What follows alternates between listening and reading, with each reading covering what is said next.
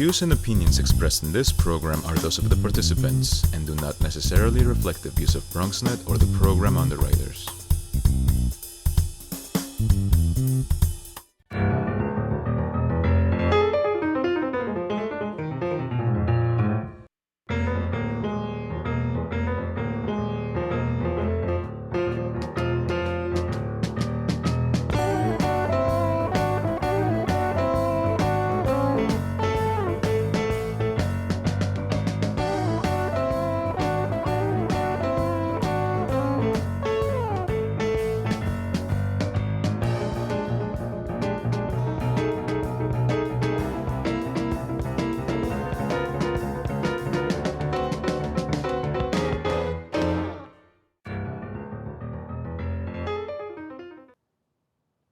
Good evening and welcome to BronxTalk. Tonight's guest has served the Bronx in Congress for 30 years and as a Bronx Assembly member for 12 years before that.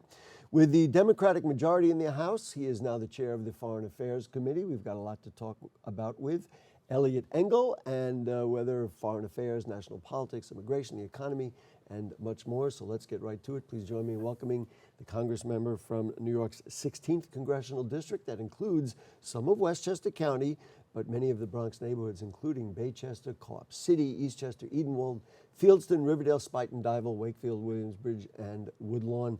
It's the whole North Bronx, essentially. Representative Eliot Engel, nice to have you back. Great to be back. Thank you. Let's roll up our sleeves and get right to it. For a party that has a pretty obvious opponent in the next election in the president, and a Republican Party that has diametrically opposed views on core issues like climate change, guns, immigration, healthcare, taxes, and the economy, and much more, there certainly seems to be a lot of bickering between Democrats. Are you concerned about Democratic disunity between the growing progressive movement and the party's status quo? Well, of course it's a concern. I think we'll overcome it because I think that nobody wants 4 more years of Donald Trump. So I think ultimately we'll get rid of it.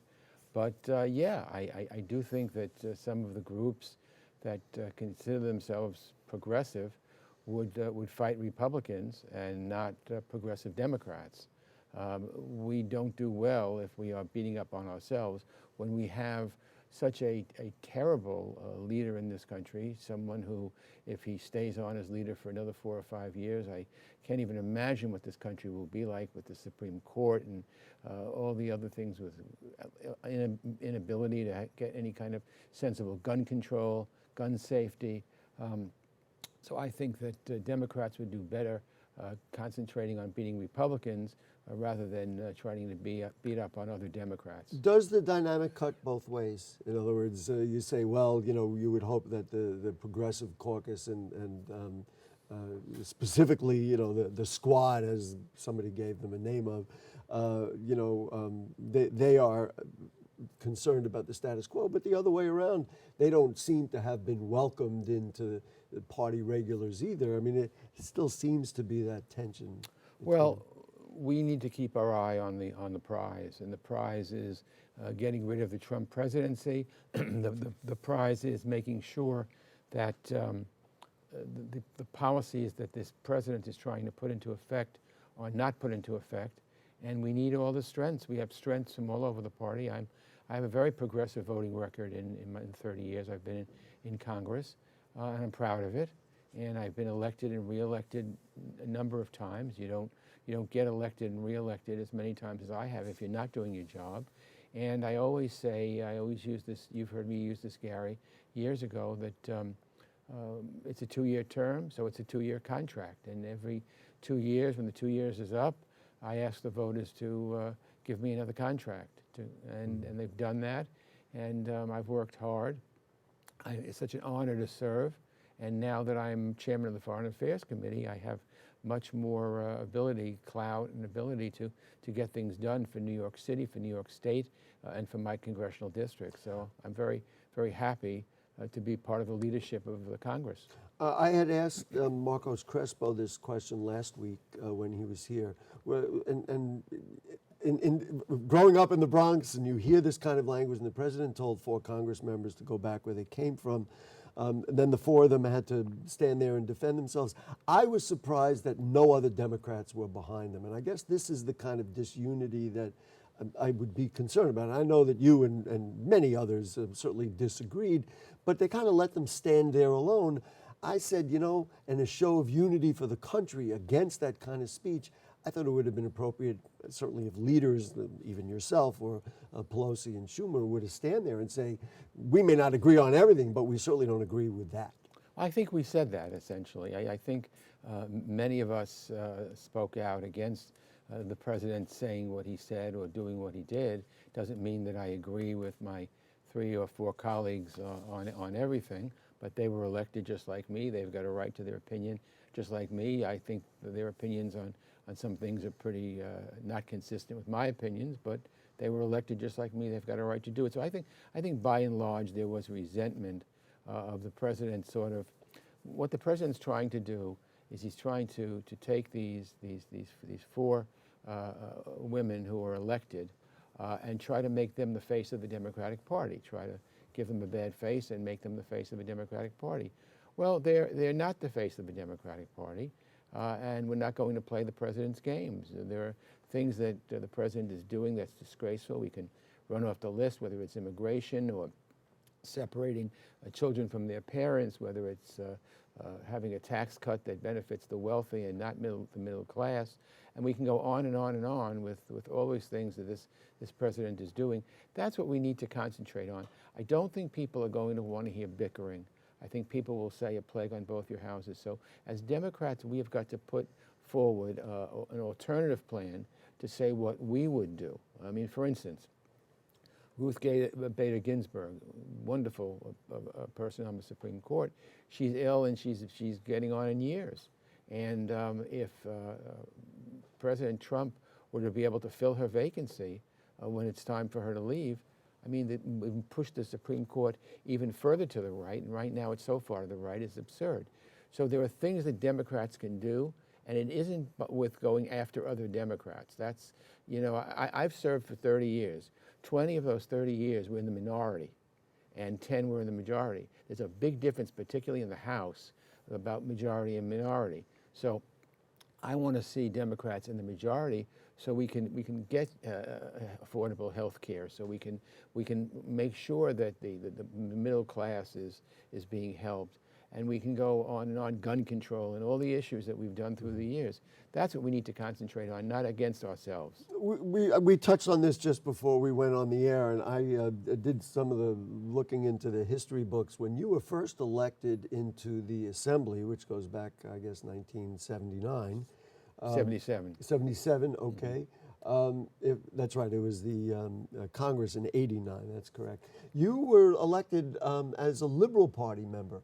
I think it's ironic now that people, you know, on a progressive wing are saying, oh, gee, Eliot Engel is not progressive enough. What are your thoughts about that? I mean, and I guess, how have your values or ideas changed, or have they changed because of this kind of push to call yourself progressive or whatever? Well, it shows you how ridiculous the whole thing's become. 30 years ago, 40 years ago, we were kids. We were in our 20s, and we were trying to move the Bronx Democratic Party into a more democratic way. And so we were called the Reform Democrats. I was about to say, does it sound familiar? There's a familiarity. I've always been progressive. You look at my voting record through the years; it's a progressive voting record. It's a record of which I'm proud. You know, when you want to run for office and you have to try to take down the person that's in office, you're going to say a lot of things that aren't necessarily true. And I believe that's what my opponents. Of course, I don't have opponents until they file their petitions and they're certified. But my would-be opponents will talk about things that they frankly are wrong about. And so, you know, you look at my record, you know, right down the line, you can talk about women's rights, you can talk about LGBT, you can talk about, you know, I was born in the Bronx, I was raised in the Bronx, I went to public schools in the Bronx, I belong to a union family. My dad was a union welder. So I kind of grew up with the labor movement, I grew up with the civil rights movement, I grew up with all these things.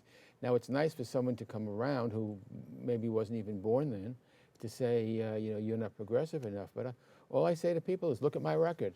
And that's why the progressives like me so much. It's people who want to run, have to make a reason to run, so they raise all these things, but they're wrong on the facts. If you look at Congress as a whole, maybe your record on Israel is probably as strong as anybody's in terms of the support for Israel.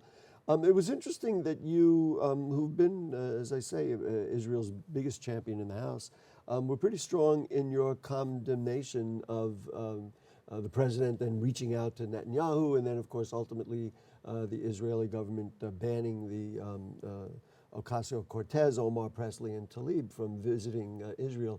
Why did you do that? What were your thoughts on that? Well, first of all, there's no one in Congress through the past years that has been a stronger supporter of Israel than me. I've been on the Foreign Affairs Committee from the time I was first in Congress, which was 30 years ago. Now I'm the chairman of the Foreign Affairs Committee. And I've been the strongest supporter of Israel in the Congress. And I still am, and I always will be, because I believe the Jewish people, like other people, deserve a state of their own. By the way, I'm for a two-state solution. I think that's the way to get out of this mess. A state for the Jewish state of Israel, and next to it a Palestinian democratic state with no access to terrorism or weapons, or there are things that can be worked out. I just think that by not allowing a member of the United States Congress to come visit, it was a terrible mistake, because I would like people to come visit Israel. It's the only democracy in the Middle East. Even if their views are diametrically opposed to yours on Israel, you think it's okay for them to visit? Well, yeah, I do. I think it proves the fact of what friends of Israel like myself have been saying, that there's only one democracy in the Middle East, it's Israel, that the Jewish people have a right to a state, that this BDS movement is a horrific, terrible movement, and that the attempts to ostracize Israel are attempts that should be met with resistance, because I think that Israel has a lot to offer, and I think that one of the things Israel has to offer is free speech.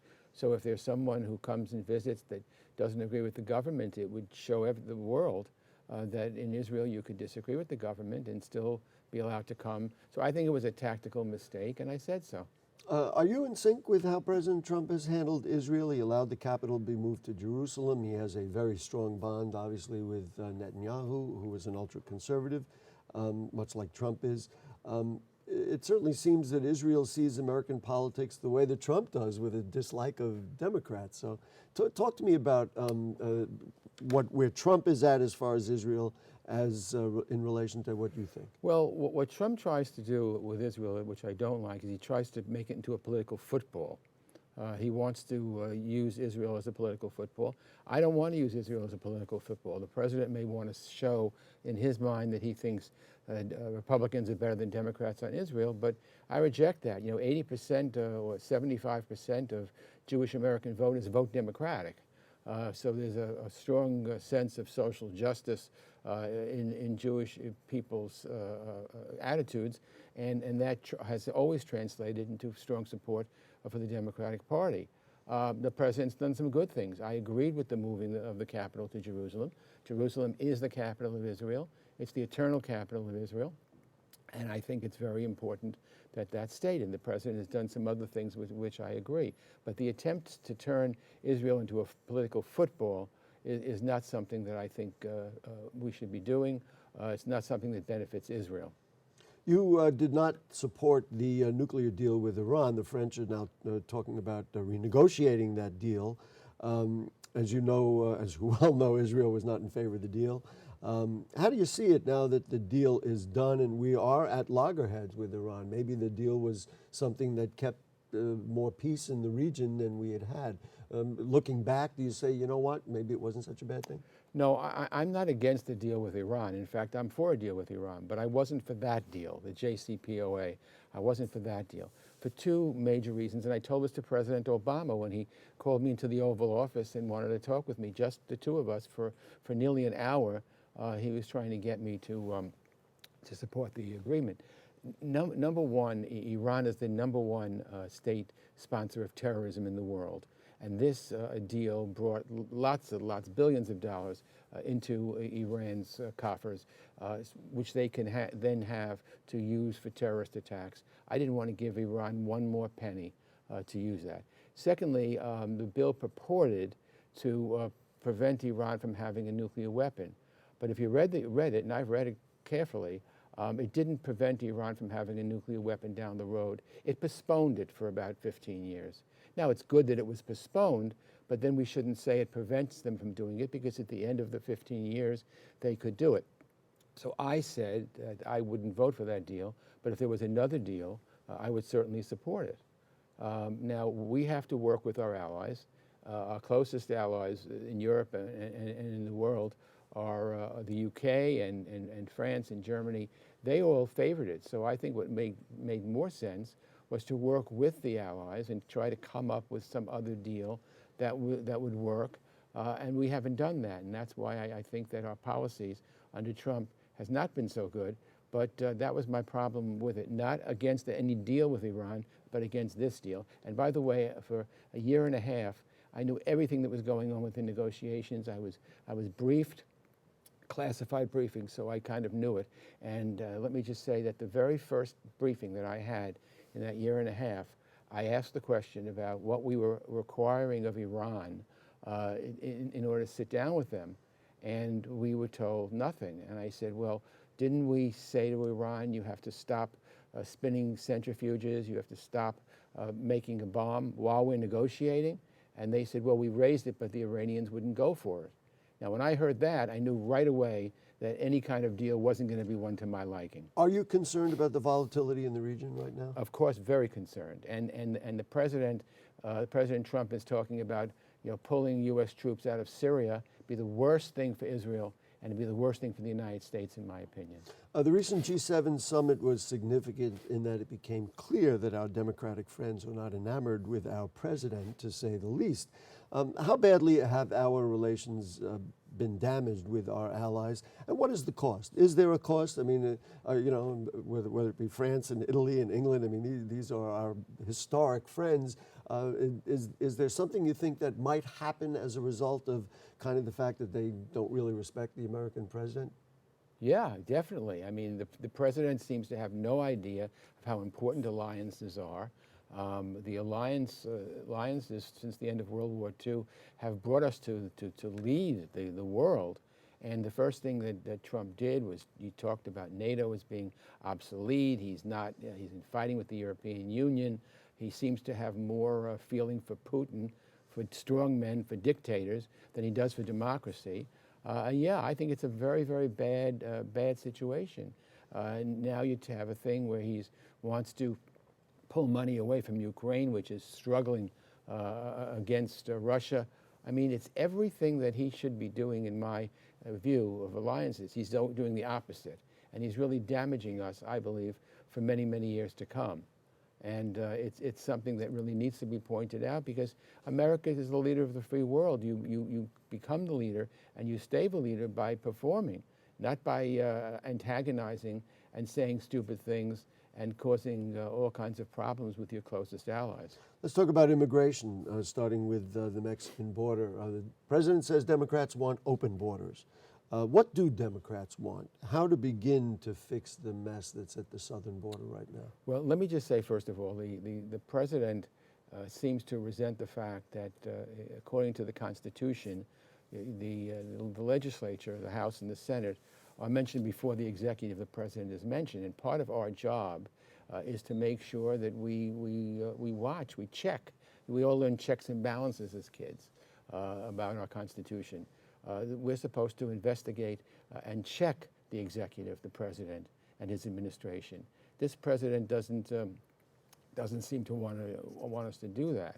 And so when we are looking at things and we're investigating things, he resents it. And that's not something I think that that we can just sit back and say, okay, this isn't a dictatorship or one-man rule. This is checks and balances. We have the absolute right to check the president. So what do Democrats want at the border? How would you, if there is a Democratic president or you get some input into immigration policy to deal with what's going on there, what do you do? In the past several months, I've been to the border twice. Once I led a trip along with Jerry Nadler, and the second time I went with Nancy Pelosi. And first of all, I don't think we can have open borders. I'm not for open borders, but I'm not for doing what we've been doing. I'm not for separating children from parents. I'm not for seeing people caged. I'd like to show you as soon as we're done. I have a picture. I was in McAllen, Texas a few weeks ago with Nancy Pelosi, and they have people essentially in cages. And I took my camera out and I quickly snapped a picture, and you can see it. So look, it's a difficult situation. We want to create conditions that are good in Central America, so it would make people want to stay in their country and not come to the United States. So just to cut right to the chase, you think investing in those countries and helping the stability in those South American countries is the way to start the process? Yes, we've been doing it, and it's been working. So what does the president do? He announces that we're going to cut all funds to these countries in the Northern Triangle in Central America. So the very thing, while I was there with my colleague Jerry Nadler, we got word that the president has just issued an announcement that we're going to cut all funding. So here we are being shown by Americans in San Salvador the programs that we're having to train the young people there, so they don't so they have some place to go, and they don't wind up in the United States, because if you don't train them, they're going to come to the United States. And when the president talks about these gangs like MS-13, those are the people that come to the United States because they have no livelihood or jobs back in their home country. We should be giving that to them to keep them from coming to the United States. So the president talks about a policy and then moves in the opposite direction of what he should in order to fulfill that policy. It's crazy. It makes no sense. I'm really ashamed of the way we've been handling immigration. Let me say, Gary, my grandparents came to this country 110 years ago, before World War I. If they hadn't come to this country, my relatives would have all been killed in the Holocaust. But they came to this country. The people that are leaving, want to leave Central America, are coming for the same reasons that my grandparents came for. And then it's not economic. They really fear for their lives. They're afraid of what they see. They want a better life for their children.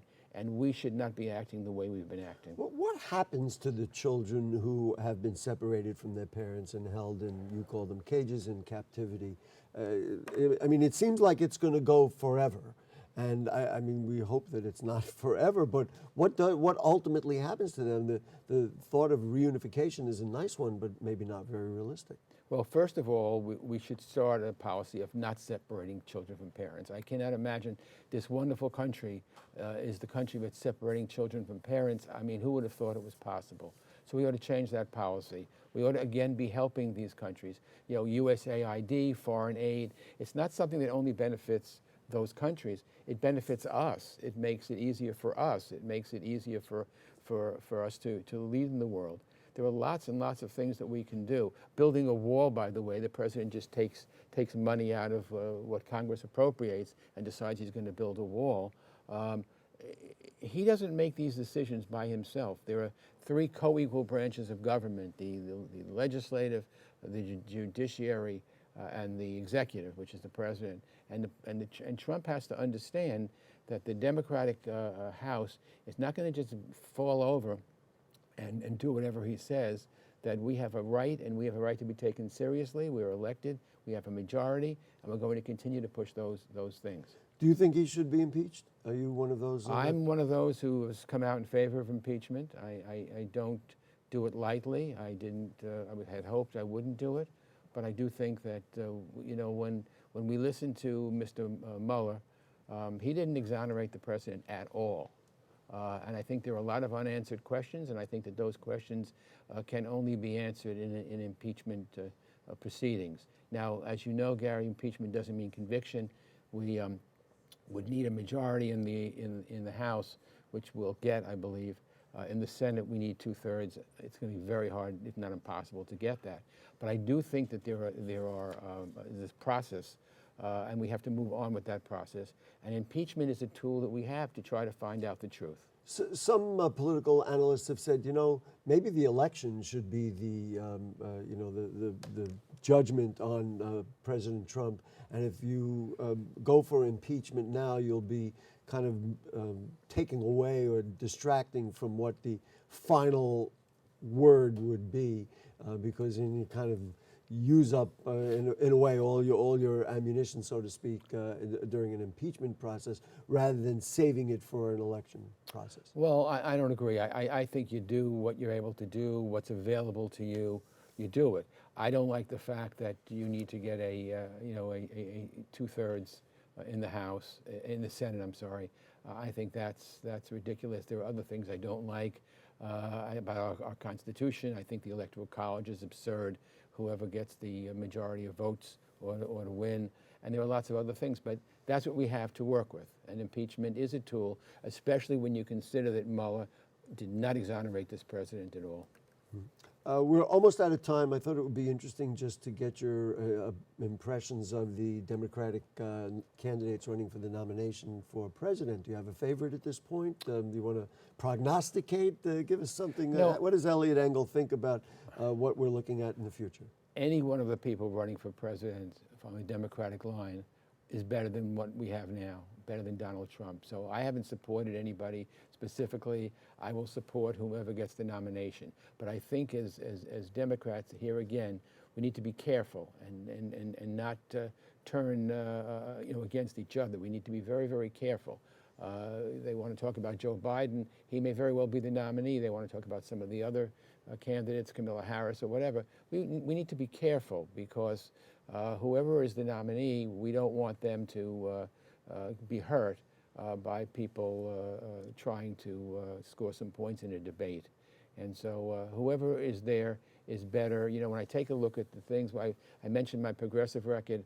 I have a 100% pro-choice record, and I can go on and on. I want a president who has a record like mine, that wants to move America forward. But you're not running for president. I'm not running for president. I'm running for re-election, and I'd be honored if the people would vote for me once again.